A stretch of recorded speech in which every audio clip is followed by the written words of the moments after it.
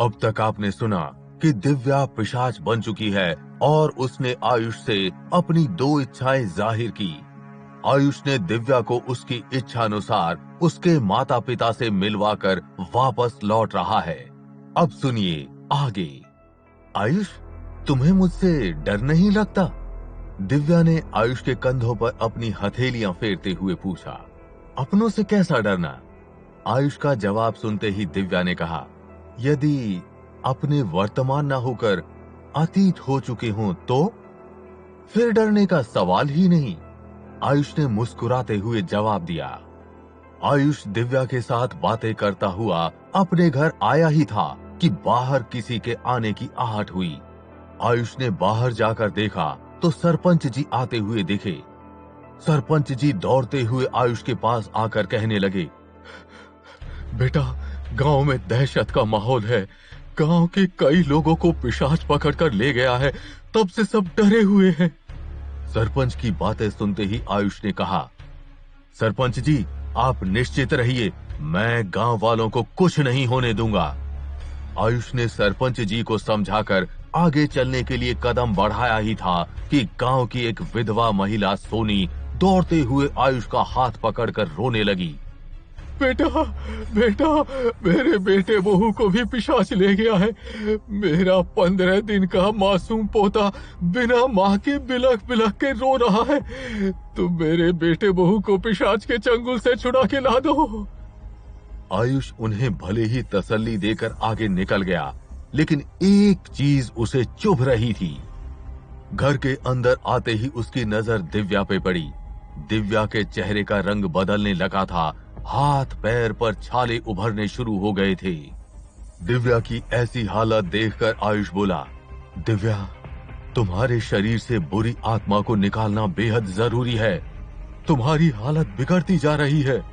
आयुष की बातें सुनते ही दिव्या बोली, नहीं आयुष, स्वार्थी मत बनो, पहले गांव वालों को बचाओ।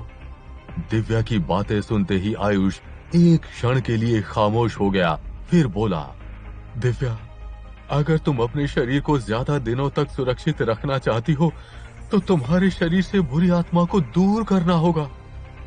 आयुष आगे कुछ कहता उससे पहले ही दिव्या टोकते हुए बोली, आयुष, आज रात में गांव की रखवाली मैं करूंगी।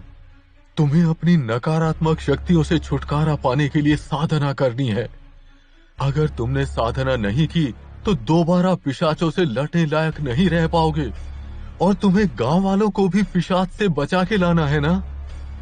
देखते ही देखते पूरा गांव अंधेरे के आगोश में डूब चुका था।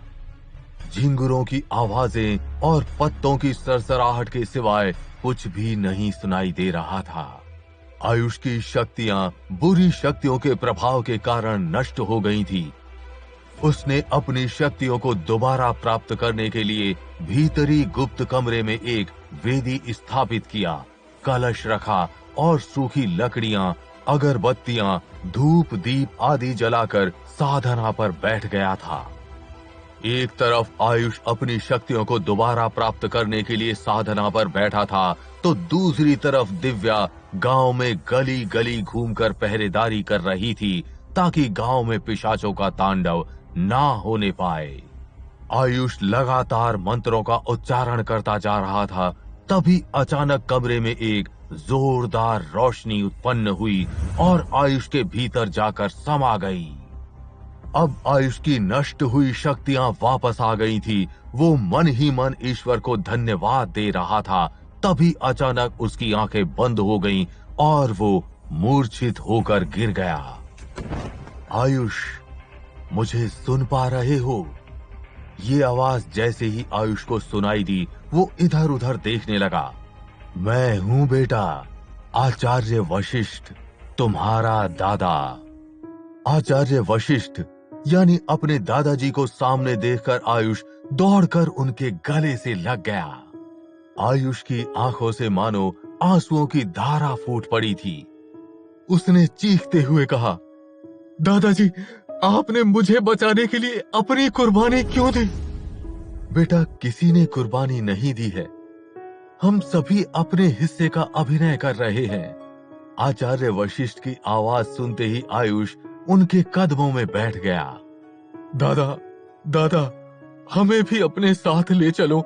मुझसे इतने मुश्किल और खतरनाक अभिनय नहीं हो सकते। आयुष की बातें सुनते ही आचार्य वशिष्ठ बोले, बेटा, हम लोग खानदानी तांत्रिक हैं। हमारा उद्देश्य सिर्फ मानव कल्याण होना चाहिए। नकारात्मक शक्तियों से दुनिया को बचाना ही हम लोगों का महत्वपूर्ण कार्य है। आयुष अपने दादा आचार्य वशिष्ठ की एक एक बातें सुन रहा था। उसने तुरंत आचार्य वशिष्ठ से सवाल किया, दादा, आप कहते थे सभी आत्माओं का सम्मान होना चाहिए। आयुष की आतुरता देखकर आचार्य वशिष्ठ मुस्कुराते हुए बोले, बिल्कुल, सभी आत्माओं का सम्मान होना चाहिए, लेकिन बुरी और नुकसानदायक चीजों का खत्म होना भी जरूरी है। जिन आत्माओं या वस्तुओं से दुनिया को नुकसान पहुंचे, उसे पृथ्वी पर रहने का अधिकार नहीं। आयुष, क्या तुम मेरी बातें समझ रहे हो? आचार्य वशिष्ठ ने खिड़की से बाहर की तरफ देखते हुए कहा, बिल्कुल दादाजी, दुनिया की भलाई के लिए निरंतर प्रयासरत रहना हमारा मुख्य उद्देश्य होना चाहिए। आयुष की बातें सुनकर आचार्य वशिष्ठ ने उसकी पीठ थपथपाई। कमरे में अचानक तेज हवा आने लगी। पर्दे, झंडियां और कपड़े सब उड़ने लगे। तभी आयुष अपनी आंखें भींचता हुआ बड़बड़ाते हुए उठा, दादाजी, मेरी बात सुनो। आंख खुलते ही जैसे आयुष ने कमरे का दृश्य देखा, वो बिल्कुल खामोश हो गया। अरे, क्या यह अभी सपना था? आयुष को अपनी आंखों पर यकीन नहीं हो रहा था। आयुष ये सब सोच के हंस रहा था। तभी दिव्या वहां पहुंच गई। इस तरह हंसने की क्या वजह है आयुष?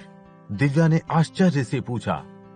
जब असंभव संभव हो जाए तो हंसी का फूटना कोई बड़ी बात नहीं। आयुष की बातें सुनते ही दिव्या ने मुस्कुराते हुए कहा, आयुष, मुझे लग रहा है कि बुरी आत्माओं की छाया तुमसे कोसों दूर जा चुकी है। 3 दिन बीत चुके थे। आयुष के शरीर की ऊर्जा अपने चरम पर पहुंच गई थी। मुझे उम्मीद नहीं थी कि तुम इतनी जल्दी ठीक हो जाओगे। दिव्या ने आश्चर्यचकित होकर कहा, ये सब तुम्हारी बदौलत संभव हो पाया है दिव्या। अगर तुम ना होती तो मेरा आत्मविश्वास कब का खो गया होता। इसके लिए मैं आपका शुक्रगुजार रहूंगा। आयुष ने मुस्कुराते हुए कहा। दिव्या काफी देर तक संकोच में डूबी रही। फिर यकायक बोली, आयुष, अब बदला लेने का समय आ गया है। दिव्या की बातें सुनते ही आयुष ने कहा, दिव्या, मैं तुम्हारे साथ चलूंगा। आयुष की बातें सुनते ही दिव्या खामोश हो गई। क्या हुआ दिव्या? मैंने कुछ गलत कहा क्या? आयुष दिव्या का उदास चेहरा देखकर बेचैन हो उठा। दिव्या, ये खामोशी मुझसे सही नहीं जा रही। तुम्हारा जन्म मरी हुई मां के गर्भ से हुआ था। दिव्या की बातें सुनते ही आयुष के पूरे शरीर में मानो कंपन उत्पन्न हो गया। उसने दिव्या को घूरते हुए कहा, जन्म के समय एक बच्चे की समझ कितनी होती है, और बाद में दादाजी ने कुछ बताया नहीं। मुझे नहीं मालूम मेरी मां के साथ क्या हुआ था, लेकिन ये जरूर कह सकता हूं कि मेरी मां अभी भी जीवित है। वो एक ना एक दिन मेरे सामने जरूर आएंगी। आयुष की बातें सुनते ही दिव्या ने जिज्ञासावश पूछा, अगर वो जीवित है तो तुम्हें बेसहारा छोड़कर क्यों गईं? दुनिया में कुछ प्रश्नों के जवाब खामोशी के सिवाय कुछ नहीं होते। दिव्या के प्रश्नों को सुनते ही आयुष बिल्कुल खामोश हो गया। फिर यकायक रुंधे गले से कहने लगा, शायद उन्होंने मेरी भलाई के लिए ऐसा नाटक रचा हो। भला ऐसा भी कोई नाटक रचता है? जरूर कोई अनसुलझी हुई पहेली है। दिव्या की बातें सुनते ही आयुष ने अपना सिर घुमाते हुए कहा, दिव्या, ये पहेली दिन ब दिन उलझती जा रही है। दिव्या, तुम्हें मालूम है मेरा सफर कितना मुश्किलों भरा रहा है? आयुष की बातें सुनते ही दिव्या ने कहा, कैसे भूल सकती हूं? आयुष, तुम्हें पूरे गांव वालों ने रहने का भी ठौर न दिया था। दिव्या की बातें सुनते ही आयुष की आंखों के सामने अतीत की स्मृतियां तैरने लगी। आयुष ने रुआसे स्वर में कहा, दिव्या, मेरा सफर इससे भी खतरनाक रहा है। मां के पेट में रहा तो पिताजी चल दिए, जन्म हुआ तो मां का कुछ पता नहीं, आंखें खुली तो मनहूस और पनौती कहकर गालियां मिली, खेलने कूदने की उम्र में गांव से बेदखल कर दिया गया, और अब दादाजी भी।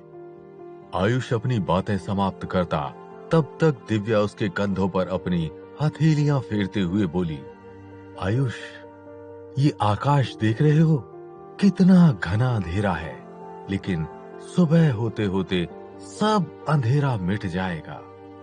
दिव्या की दार्शनिक बातें भी आयुष की बेचैनी शांत करने में नाकाम रहीं। आयुष दिव्या की आंखों में आंखें डालकर बोला, दिव्या, वर्षों से सुबह होने की उम्मीद कर रहा हूं, लेकिन अंधेरों के सिवाय उजाला ना नसीब हुआ। आयुष की बातें सुनते ही दिव्या की आंखों में आंसू आ गए, मानो ये पीड़ा आयुष की नहीं, दिव्या की हो। आयुष बैठा बैठा आकाश की तरफ देख रहा था, मानो उसके सभी प्रिय आकाश गंगा में तारे बन गए हों। यकायक आकाश मंडल की तरफ एक उल्का पिंड दिखाई दिया। उल्का पिंड की रोशनी देखते ही मानो आयुष की उदासी गायब हो गई। आयुष ने अपनी मुट्ठियां भींचते हुए कहा, जब तक मैं अपने माता पिता के साथ अपने दादा के दुश्मनों को नहीं ढूंढ लूंगा, सुकून से नहीं बैठूंगा। ये साधारण टिप्पणी नहीं, बल्कि एक जंग का ऐलान था, दुश्मनों के खिलाफ, अंधकार के खिलाफ और बुराइयों के खिलाफ। दिव्या अपने बिखरे बालों को सही करते हुए बोली, आयुष, मानती हूं अब तुम्हारे लिए टॉफियों की पैकेट नहीं ला सकती, लेकिन तुम्हारे इस मुश्किल सफर की सहयात्री बन सकती हूं। दिव्या की बातें सुनते ही आयुष ने सकुचाते हुए कहा, दिव्या, तुम भूल रही हो, तुम मर चुकी हो, तुम यहां से बाहर निकलकर बिल्कुल भी सुरक्षित नहीं हो। आयुष, जिसे तुम मेरी कमजोरी बता रहे हो, असल में वही मेरी ताकत बन चुकी है। दिव्या की बातें सुनते ही आयुष ने आश्चर्यचकित होकर उसकी तरफ देखते हुए कहा, दिव्या, जिद मत करो, ये लड़ाई मेरी है तो लड़ूंगा भी मैं खुद। अच्छा, तुम मेरे लिए खतरनाक स्टंट कर सकते हो और मैं नहीं। इस बार आयुष ने दिव्या की आवाज सुनते ही कहा, चलो हम लोग बाहर निकल रहे हैं। आयुष और दिव्या रात के अंधेरे में पिशाचों की तलाश में निकल पड़े। चारों तरफ घना अंधेरा, झिंगुरों की आवाजें सन्नाटे में खलल डाल रही थी। पहाड़ियों पर जल रही रोशनी दूर से जुगनुओं की तरह दिखाई दे रही थी। रह रहकर बह रही ठंडी हवाएं कलेजे को कपा रही थी। तभी दिव्या ने आयुष को रोकते हुए कहा, उत्तर दिशा में आगे बढ़ो, उधर से ही कुत्तों के भौंकने की आवाजें आ रही हैं। दिव्या की बातें सुनते ही आयुष ने मुस्कुराते हुए कहा, हम लोग चोर पकड़ने नहीं, पिशाचों को पकड़ने आए हैं। हमें दक्षिण दिशा में आगे बढ़ना चाहिए। आयुष की बातें सुनते ही दिव्या ने कहा, हाँ, मैंने सुना है बुरी शक्तियां हमेशा गांव के दक्षिण दिशा में वास करती हैं। आयुष और दिव्या गांव के दक्षिणी हिस्से में पिशाचों की खोज में जा रहे थे। तभी अचानक आयुष की चंद्रहास तलवार चमक उठी। चंद्रहास तलवार के चमकते ही आयुष और दिव्या के पांव एक पल के लिए ठिठक गए। फिर आयुष खामोशी तोड़ते हुए बोला, दिव्या, पिशाचों की मंडली आगे ही है, जल्दी चलो। आयुष अपने हाथों में चंद्रहास तलवार लिए हुए दिव्या के साथ पिशाचों की तरफ जा रहा था। चलते चलते दोनों गांव से काफी दूर एक बगीचे के पास पहुंच गए थे। आयुष और दिव्या दोनों ने अपनी अपनी पहचान छुपा ली। बगीचे में एक खंडहर नुमा झोपड़ी बनी हुई थी, जहां गर्मियों में लकड़हारे रहा करते थे। भीतर से किसी के कराहने की आवाज आ रही थी। दिव्या ने दौड़कर दीवार से कान लगाया तो वहां बहुआ पिशाच जमीन पर लेटा हुआ था और थोड़ी दूर पर बनी एक कोठरी में अपहरण किए हुए गांव के लोग भी थे। आयुष का इस समय एक ही मकसद था, इन सभी लोगों को जिंदा वापस गांव ले जाना, और वो ये भी चाहता था कि उसके इस मिशन में किसी गांव वाले को दिव्या के बारे में पता ना चले। आयुष अब अपनी शक्तियों व मंत्रों का प्रयोग पिशाचों पर करने जा रहा था। उसने तुरंत दिव्या को दूर हटने को कहा ताकि उन मंत्रों का उस पर कोई प्रभाव ना पड़ सके। दिव्या झोपड़ी से दूर जा ही रही थी कि पिशाच राज बहुआ दौड़ता हुआ झोपड़ी से बाहर आ गया। बहुआ के बाहर निकलते ही दिव्या हवा की रफ्तार से काफी दूर निकल गई। अब आयुष और बहुआ एक दूसरे को गुस्से से देख रहे थे। आयुष के हाथों में चंद्रहास तलवार चमक रही थी तो पिशाच राज बहुआ के हाथों में एक काली रुमाल। क्या होगा जब दोनों में होगा भीषण रक्तपात? चंद्रहास बिखेरेंगी अपनी चमक या काली रुमाल करेगी खेल? जानने के लिए सुनते रहिए पिशाच हंटर, सिर्फ पॉकेट एफएम पर।